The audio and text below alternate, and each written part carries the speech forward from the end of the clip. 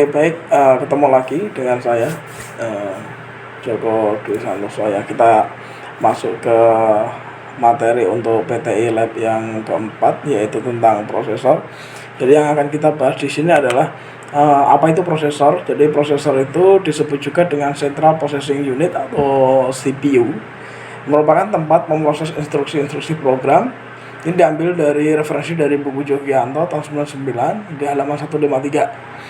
Nah, prosesor terdiri dari dua komponen penting, yaitu control unit atau CPU dan arithmetic logic unit, yaitu ALU. Control unit adalah komponen untuk mengatur semua kinerja sistem yang diminta dari suatu program, sedangkan ALU sendiri berguna untuk mengatur proses perhitungan, perbandingan, dan operasi logika lainnya. Proses perhitungan pada ALU menghitung penjumlahan, pengurangan, pengalihan, dan pembagian bilangan biner. Nah, sedangkan proses perbandingan melakukan perbandingan lebih dari, kurang dari, atau sama dengan satu atau lebih perhitungan. Operasi logika terdiri dari kondisi dengan menggunakan logika operator seperti AND, OR, dan NOT. Biasanya kalau kita gambarkan ada gerbang logika di sini ya. Jadi ada gambaran XOR-nya, NAND-nya seperti apa. Adapun variasi lain seperti NOR tadi yang saya sebutkan, XOR, dan lain adalah operasi logika pendukung untuk mempercepat perhitungan. Apa itu control unit? Yaitu adalah bagian ini bertugas mengatur dan mengendalikan semua peralatan yang ada pada sistem komputer. Nah, control unit mengatur kapan alat input menerima data dan kapan data diolah serta kapan ditampilkan pada output. Control unit mengartikan instruksi-instruksi dari program komputer membawa data dari alat input ke main memory atau memori utama, mengambil data dari main memory untuk diolah. Bila ada instruksi perhitungan aritmatika atau perbandingan logika, maka control unit mengirimkan instruksi tersebut ke arithmetic logic unit atau ALU tadi. Hasil dari pengolahan data ini dibawa oleh control unit ke dalam memori lagi untuk disimpan. Jadi proses mekanisme kerjanya seperti itu. Apa tugas dari CPU? Mohon maaf ya, typo di sini. Apa tugas dari CPU atau control unit? Yang pertama adalah mengatur dan mengendalikan alat-alat input dan output. Yang kedua, mengambil instruksi-instruksi dari main memory. Ketiga, mengambil data dari main memory kalau diperlukan oleh proses. Keempat, mengirim instruksi ke ALU bila ada perhitungan aritmatika atau perbandingan logika serta mengawasi kerjanya ALU. Jadi nanti diawasi dari control unit itu akan mengawasi fungsi atau sistem kerja dari arithmetic logic unit. Dan yang kelima adalah menyimpan hasil proses ke main memory. Nah, apa itu arithmetic logic unit atau ALU? Tugas utamanya dari ALU itu adalah melakukan semua perhitungan aritmatika atau matematika yang terjadi sesuai dengan instruksi program. Sirkuit elektronik di ALU yang digunakan untuk melaksanakan operasi aritmatika disebut adder. Tugas lain dari ALU adalah melakukan keputusan dari operasi logika sesuai dengan instruksi program. Operasi logika meliputi perbandingan dua buah elemen logika dengan menggunakan operator logika sebagai berikut. Pertama, sama dengan, tidak sama dengan, kurang dari, kurang atau sama dengan dari, lebih besar dari, lebih besar atau sama dengan dari. Nah, kita akan membahas juga tentang bagaimana sih prosesor sejarah dan perkembangannya. Oke, prosesor sendiri berasal dari mikroprosesor yang telah melalui perkembangan sangat signifikan. Sejarah perkembangan mikroprosesor bisa disebutkan sebagai berikut. Yang pertama, prosesor itu sendiri lahir pada tahun 1971, di mana prosesor jenis generasi Intel ini mengeluarkan prosesor seri MCS4 yang merupakan cikal bakal dari prosesor i4040. Fitur yang tersedia pada prosesor ini adalah yang pertama adalah clock rate-nya. Clock rate-nya adalah 500 kHz sampai 740 kHz. Memiliki 3000 transistor, dapat mengeksekusi 60.000 instruksi. Binary code desimalnya capainya hanya sampai 4 bit. Terdapat 24 pin untuk di seri prosesor i4040. Di generasi berikutnya adalah mikroprosesor 8008. Ini terbit pada tahun 1972. Intel mengeluarkan mikroprosesor jenis 8008 dengan fitur yang dia miliki atau penambahan fitur adalah clock rate-nya sudah naik, yang tadi kita di sini adalah 500 sampai 750 kHz. Di generasi kedua ini clock rate-nya sudah naik menjadi 800 kHz dan instruksinya set to 8 bit, FSB-nya 14 bit, memorinya 16 KB dan 24 pin port di sini. Ini ada jalur FSB yang di sini tidak ada di sini ya. Dan instruksinya dia hanya menggunakan 60.000 instruksi, yang di sini sudah naik dengan set 8 bit digunakan. Di generasi ketiga ada jenis keluaran Intel mikroprosesornya adalah 8080. Di fitur ini, di generasi ini sudah bertambah lagi. Artinya gini, mikroprosesor pertama yang digunakan untuk komputer di rumah adalah Intel 8080, merupakan komputer 8 bit dalam satu chip yang diperkenalkan pada tahun 1974. Nah, jenis prosesor ini memiliki fitur sebagai berikut. Yang pertama adalah instruction set to 8 bit. Kita lihat perbandingannya, ini masih sama. Instruksinya masih sama, set 8 bit. Dia memiliki 4500 transistor. Clock rate-nya sudah ada penambahan clock rate di sini 4 MHz. Dan dia berada di port 40 pin port. Dan penambahan dari proses memori atau memori utamanya 16 KB sampai 64 KB. Jenis komputernya adalah IMSI 8080 dan CompuColor generasi kedua. Di tahun 1976 Intel mulai update lagi teknologinya, update tentang prosesornya, yaitu seri 8085 yang di dalamnya diberikan penambahan atau update tambahan. Instruksinya masih sama ya, 8 bit. Clock rate-nya masih naik ya, dari 4 MHz sekarang naik jadi 8 MHz. Main memori 60 KB dan menggunakan 256 I/O port, 80 pin portnya, jadi sudah naik tinggi banget. Jenis komputer yang dibuat adalah RadioShack TRS-80, CompuPro 8/16 yang digunakan. Oke. Pada tahun 1978, 2 tahun setelah dari 76 ini, dia naik dengan seri 8086.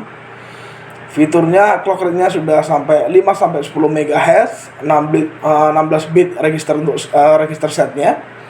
Main memorinya sudah 1 MB, yang tadinya adalah memorinya sudah sampai 64, sekarang sudah ada penambahan 1 MB, artinya kinerjanya sudah bagus. Multibus sistem kompatibel dan 40 pin port. Di sini 80, yang di sini digunakan untuk 40 pin port. Oke. Pada tanggal 1 Juli 1979 update baru, keluaran baru di seri 8088. Fitur dari mikroprosesor dari 8088 ini, dia adalah memiliki ada 4 fitur di sini. Ada 8 bit data bus interface, 16 bit register to set, clock rate-nya 5 sampai 8 MHz, 40 pin port di sini. Pada tahun 1982, ini berarti saya belum lahir ya, saya masih prototipe ya, masih di dalam kandungannya, karena saya lahirnya tahun 83. Intel mengenalkan jenis prosesor 256 atau yang lebih dikenal dengan nama 80286, adalah sebuah prosesor yang pertama kali dapat menggunakan software.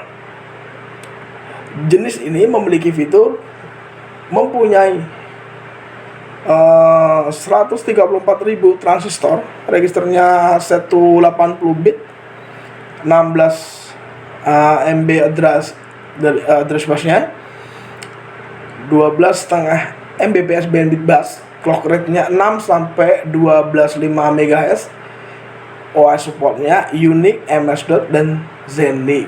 Jadi jauh sebelum ada Linux, kita mengenal dengan namanya Unix. Ada nanti naik di atas lagi DOS dan Unix yang digunakan. Apa sih turunan dari Unix? Unix ya, kita ada turunan namanya FreeBSD atau BSD. Sedangkan kalau Linux sendiri turunannya banyak. Ya, ada varian Debian, ada varian dari Fedora, ada Red Hat, ada varian dari Mandrake jadi Mandriva, sedangkan Red Hat jadi Fedora. Itu banyak. Debian turunnya sangat banyak sekali. Ada Ubuntu, Ubuntu. Itu banyak sekali turunan dari Debian. Software developer support Assembler, Fortran, dan Pascal. Nah, pada saat ini dia dikembangkan persis Assembler atau bahasa mesin, Fortran, dan Pascal. Jadi pakai kemarin waktu kita buka CLI di Windows XP masih kita bisa yang layarnya ya biru itu adalah bentuk kayak tampilan yang hampir mirip dengan Turbo Pascal. Jadi ada Assembler, ada Fortran, dan Turbo Pascal. Dan yang ke-8 adalah memiliki 68 pin port. Tahun 85, usia saya berarti baru 2 tahun ya di sini ya. Mikroprosesor Intel 386, pertama adalah 386 Intel 386 pertama diluncurkan 17 Oktober 1985 dengan fitur instruction setnya 32 bit, main memorinya sudah 4 GB, clock rate-nya 16 MHz sampai 33 MHz. Dan yang keempat memiliki 144 pin port yang digunakan. Di tanggal 10 April 1989, Intel update lagi keluarannya terbaru dengan jenis 80486. Makanya ada sekarang yang namanya OS X86 ya. Kalau kita lihat kan ada OS 86. Ini serinya sebenarnya ini kalau kita lihat di sini 88, tapi 86-nya garuk terus gitu di sini ya. Memiliki fitur sebagai berikut. Yang pertama adalah register set 32 bit, cache-nya sudah 8 KB, 60 MB address bus-nya. Clock rate-nya 16 MHz sampai 25 MHz. Pin port-nya yang pertama 168 bit on-grid array Intel 486SX. Yang kedua adalah 196 pin on plastic quad Intel 486SX. Yang seri berikutnya adalah 169 pin on grid array Intel 487SX. Jadi di sini kekuatan prosesornya sudah naik drastis gitu ya, dengan berbeda dengan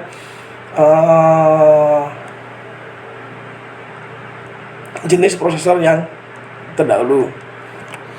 Oke, Intel Pentium 2 prosesor ini mulai luncur diperkenalkan pada 7 Mei 1997. Intel Pentium 2 ini memiliki fitur CPU diletakkan bersama dengan 512 KB L2 cache ya, di sini L2 cache di dalam sebuah modul SECC atau Single Edge Contact Cartridge, terhubung dengan motherboard menggunakan penghubung konektor slot LAN dan bus P6 GTL+. Perintah-perintah MMX perbaikan menjalankan program 16 bit menyenangkan bagi pengguna Windows 3.11 versionnya. Penggandaan dan perbaikan cache L1 cache dari 16 KB ditambah 16 KB. Jadi total di sini sudah ada penambahan sendiri. Kecepatan internal meningkat dari 233 MHz ke 300 MHz. Versi berikutnya lebih tinggi. Cache L2-nya atau L2-nya bekerja pada setengah kecepatan CPU tersebut. Dan pada generasi berikutnya Intel Pentium 3 diperkenalkan pada tahun 1999.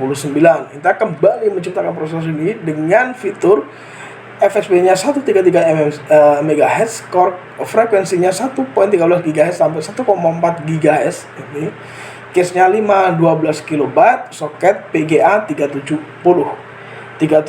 pin port, 256 bit set instruction bus-nya. Di tahun 2000, Intel hadir lagi dengan generasi keempatnya dengan fitur yaitu adalah memiliki 42 juta transistor, clock frekuensinya 2,8 GHz sampai 3,4 GHz. FSB-nya, frontset busnya dia memiliki jalur bus di sini ada 533 MHz sampai 800 MHz. Ada dua langsung ditambahkan di sini, L1 case sama L2 case, yaitu 16 KB dan 1 MB.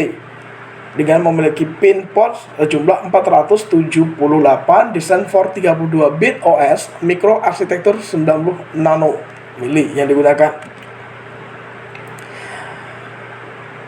Pada tahun 2004 ini lahir lagi yang akan diberi nama Intel E7520 atau E7320 atau yang sering disebut dengan Pentium D. Nah, pada Pentium D ini memiliki fitur sebagai berikut. Core frekuensinya 2,66 GHz sampai 3,2 GHz. L1 dan L2 cache-nya masih sama 16 sama 1 ya. Ini sama ya, 16 kilo sampai 1 MB. FSB-nya 533 MHz sampai 800 MHz. Ini kalau kita bilang FSB-nya juga masih sama di posisi ini. Soketnya sudah memakai soket LGA 775. Ini biasanya kalau kita masih praktikum, ada praktikum sehari-hari atau kita praktikum di lab, yang masih digunakan adalah soket LGA 775. Ini bentuknya kayak piringan bulat itu ya. Coba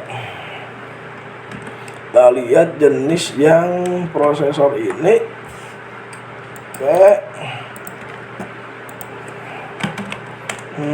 Soket LGA 775. Oke.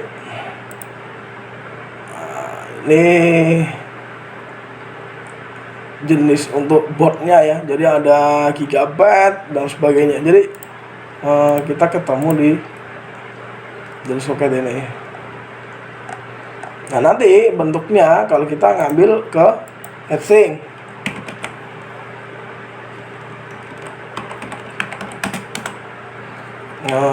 lagi ya, heatsink LGA 775 ini adalah bentuknya nih. Ini bisa kalau praktikum suruh ini beli heatsink untuk soket LGA 775 beserta dengan pastanya. Pasta yang digunakan bukan pasta gigi, di sini adalah pasta untuk memberikan pasta pada prosesor tadi, biar tujuannya biar nggak panas dan dia bukan nggak terlalu panas sih, sebagai isolator sebenarnya sih untuk di gini aja deh. Jadi kalau nggak ada pasta bisa kebakar kalau nggak dikasih pasta. Jadi cuma ada pendingin terus nggak dipasta, udah nanti kalau lama dipakai kan bisa kebakar. Oke, di seri tahun 2004 ini sudah bisa hyper trading, HT di sini ya, sudah bisa hyper trade. Di tahun 2005, selang 1 tahun, Intel kembali mengeluarkan prosesor dual core pertamanya yang berbasis 64 bit dan disebut dual core. Ini jenis Intel Pentium D 820, 830, 840. Ini jenis untuk dual core. Prosesor ini merupakan proses pertama yang memiliki dua core dan memiliki fitur sebagai berikut. 1 MB untuk L2 cache pada tiap core. Dengan jalur FSB-nya memiliki 800 MHz, bisa beroperasi pada frekuensi 2,8 GHz, 3,0 GHz dan 3,2 GHz. Di tahun 2006, Intel mengeluarkan keluaran terbaru adalah Intel Core 2 Duo. Ini dirancang khusus bagi pengguna PC yang menginginkan lebih dari sebuah komputer. Prosesornya memiliki fitur sebagai berikut. Memiliki 2 buah core, konfigurasi frekuensinya sudah 2,4 GHz, 8 MB L2 cache sampai dengan 4 MB yang dapat diakses setiap core-nya. FSB-nya sudah naik. Yang tadinya masih beratusan sekarang sudah naik jadi 1,06 GHz frontside bus-nya di sini. Thermal Design Power TDP. Jadi mudah memiliki thermal design power di sini atau TDP-nya. Di tahun Januari 2007, Intel memperkenalkan prosesor Core 2 Quad yang digunakan. Ini dulu saya nggak bisa membeli komputer ini ya. Saya pengen banget beli komputer ini, nggak kesampean untuk beli. Akhirnya ikut beberapa lomba dan kerja di toko komputer, akhirnya kesentuh, barang ini kesentuh, rasanya tuh pas banget dapet ini. Sudah memiliki 4 buah core, instruksinya set 64 bit, konfigurasinya frekuensinya 2,4 GHz, 8 MB L2 kit sampai dengan 4 MB yang dapat diakses setiap core. Jadi main gamenya udah enak mungkin di zaman dulu. FSB-nya 1,06 GHz process bus, thermal design power dari DP. Ini nyaman banget dulu, ketika dapat ini nyaman banget. Udah awalnya saya memiliki komputer itu Intel Pentium 3 776 MHz ya, jadi belum sampai giga, masih MHz. Kalau nggak salah VGA nya itu masih 32 bit, memorinya paling tinggi saya nggak nyampe giga. Jadi dulu itu punya 128 MB, saya upgrade jadi 256, itu pun juga sudah mahal banget biayanya zaman dulu. Dan komputer kredit zaman dulu ya, beli komputer kredit. Akhirnya saya pengen punya komputer yang speednya tinggi, itu saya bekerja di sebuah toko komputer dan akhirnya bisa nyentuh dan bisa ikut beberapa kompetisi di bidang komputer. Salah satunya adalah tentang overclock di situ. Intel Core i7 prosesor ini sudah yang terbaru. Ini kemunculan prosesor di tahun 2006. Intel telah keluarkan core terbarunya yaitu Core i7. Lama banget ini ya. Jadi ada nanti 7700, 8700. Jadi banyak sekali pengembangan di Core i7 dengan chipsetnya X58. Prosesor Core i7 ini fiturnya adalah memiliki 4 core, teknologinya hyper threading, 8 MB dengan L3 cache. Jadi yang tadi masih memiliki L1 sampai L2 cache, sekarang sudah memiliki L3 cache memory. Teknologi manufakturnya 45 nanometer, nanomili ya. FSB-nya 1,066 MHz, soket LGA 1366. Nanti bisa dicari ya, soket LGA 1366 itu seperti apa. Bisa paling banyak itu larinya ke gigabyte itu ya, atau lari yang lainnya. Paling dominan sih di gigabit, paling banyak yang bicara adalah gigabit. Nah, di seri ada sebuah rivalitas di seri antara harus ya sama sebenarnya, ada Alfamart, ada Indomaret, di situ ada Intel, di sini ada AMD. AMD mengeluarkan jenis lahir di sini ya. Jadi AMD itu sendiri adalah Advanced Micro Device, sebuah perusahaan pembuat sirkuit terpadu prosesor atau IC integrated circuit yang bermarkas di Sunnyvale, California, Amerika. Pada tahun 2006 juga di sini ya. Nah, kita kembali di sini tahun 2006 AMD telah berhasil mengakuisisi perusahaan grafis terkenal asal Amerika yaitu AT Technology. Maksud saya adalah pecinta AT Radeon ya, VGA AT Radeon. Perusahaan ini adalah penyedia prosesor X86 kompatibel, prosesor terbesar kedua. Nah, berikut beberapa produk dari AMD, yaitu adalah AMD Sempron, AMD Athlon FX, AMD Athlon 64, AMD Athlon X2, AMD Phenom atau Phenom X3, AMD Phenom X4, AMD Bulldozer. Sejarah singkat dari AMD prosesor ini, dari prosesor AMD adalah yang pertama ada AMD K5 atau K5, ada K6, AMD Duron, Athlon 4. Saya sempat mengalami dari K5, K6, Duron, Athlon 4, Athlon 4 FX saya masih mengalami, atau Sempron saya masih mengalami, 64X2 dual core sama Opteron. Saya mengalami Phenom, Turion, Bulldozer. Ini yang saya tidak mengalami di sini, Opteron, Phenom dan Turion dan Bulldozer.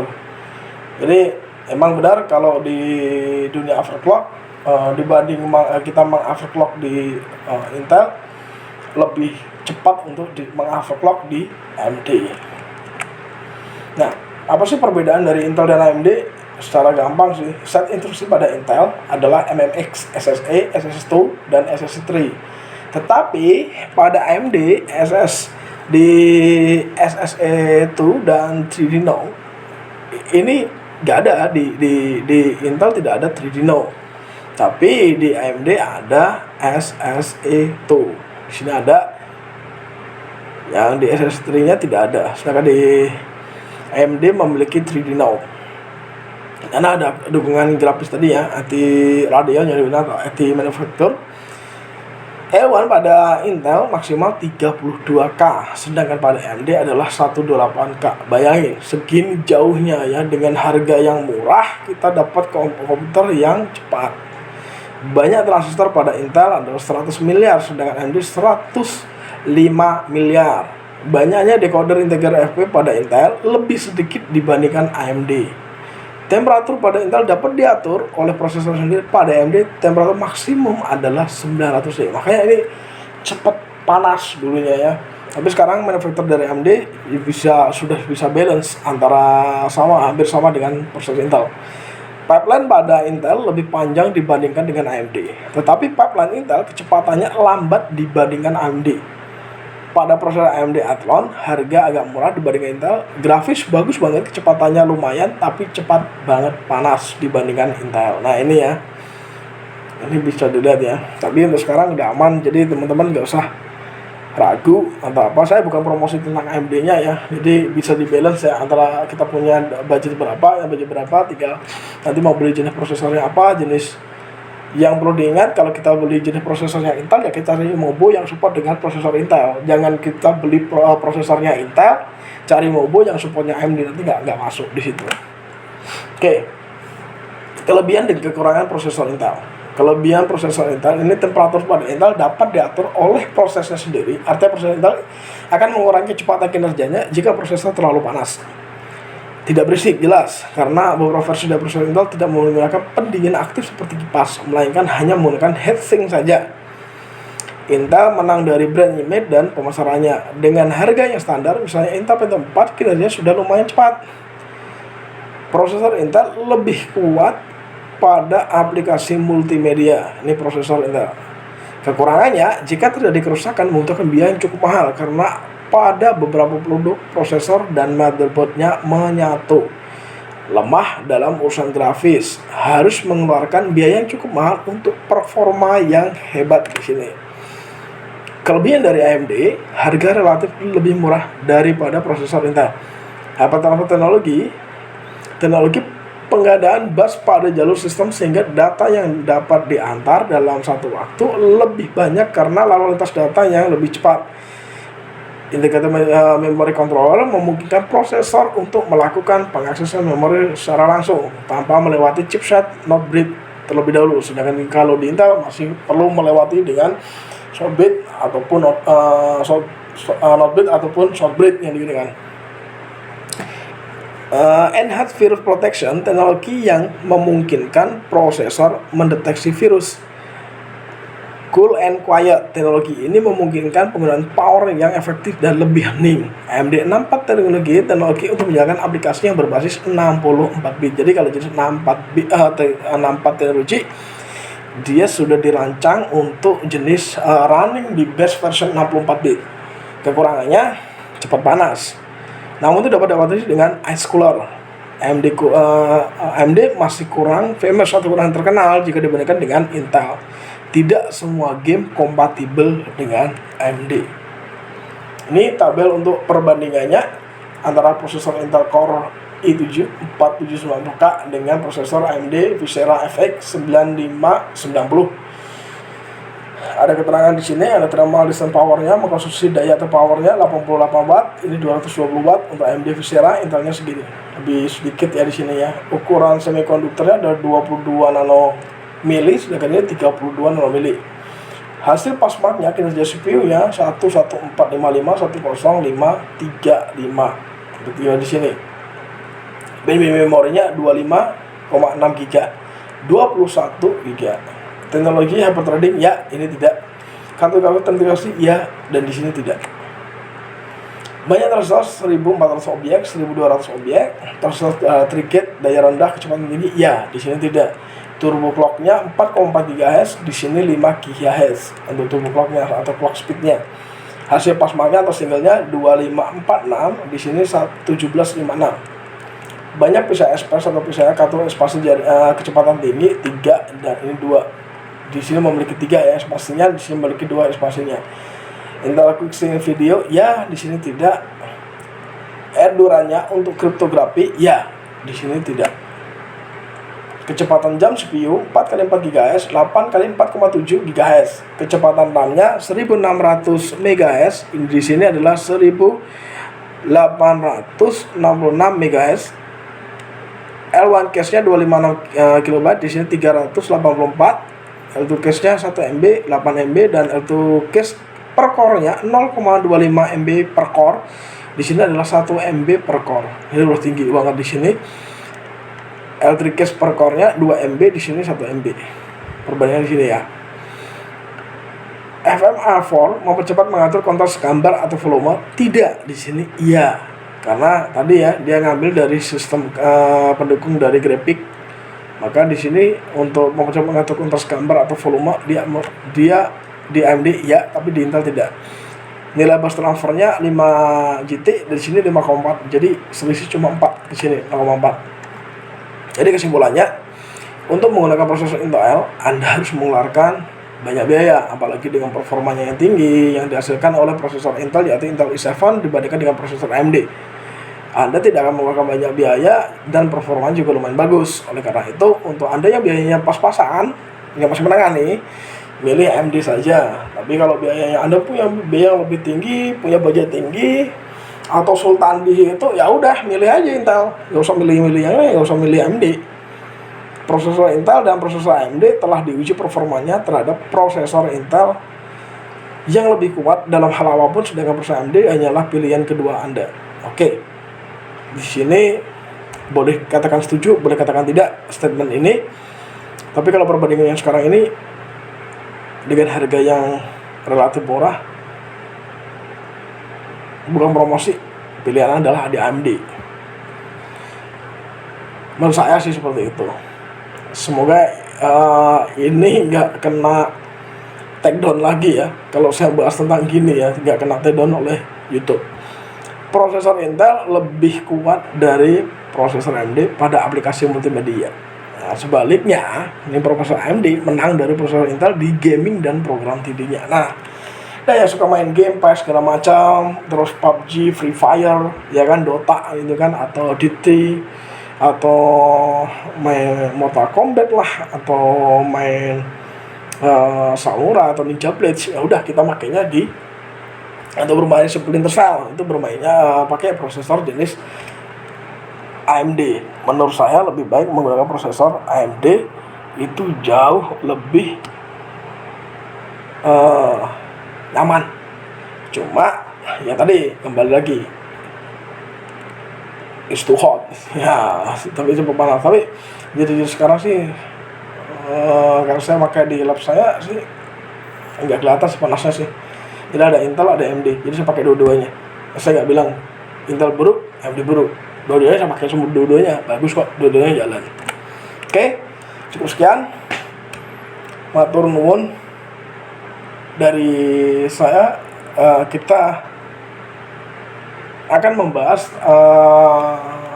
lab kelima tentang memori. Jadi saya sudah sebutkan dulu tentang memori. Jadi memori dan perkembangannya nanti seperti apa akan kita bahas pada lab keempat. Ya. Oke, selamat ketemu pada materi berikutnya. Semangat belajar. Assalamualaikum.